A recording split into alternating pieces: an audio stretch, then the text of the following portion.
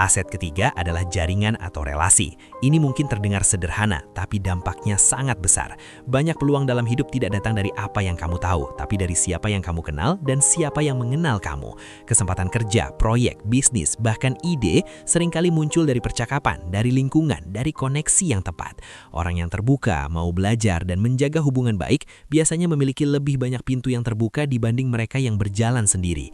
Jadi mulai sekarang, jangan hanya fokus pada diri sendiri, tapi bangun hubungan yang tulus karena kamu tidak pernah tahu dari mana peluang besar berikutnya datang. Kalau kamu perhatikan, 3 aset ini tidak membutuhkan modal besar untuk memulai, tidak perlu menunggu kaya untuk punya dana darurat, tidak perlu menunggu waktu luang untuk belajar skill, dan tidak perlu menunggu sukses untuk membangun relasi. Semuanya bisa dimulai dari sekarang, dari kondisi kamu hari ini.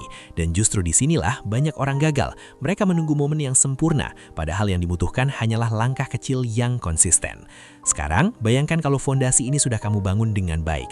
Kamu tidak hanya lebih aman, tapi juga lebih siap untuk naik ke level berikutnya. Karena setelah ini, kita tidak lagi bicara tentang bertahan, tapi tentang menghasilkan.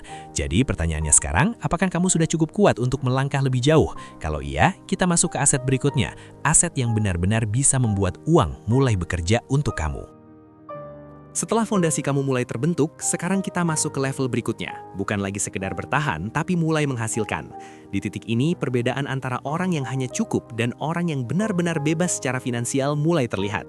Karena mereka tidak hanya mengandalkan satu sumber penghasilan, tapi mulai membangun sistem di mana uang bisa bekerja untuk mereka. Dan disinilah banyak orang mulai membuka mata.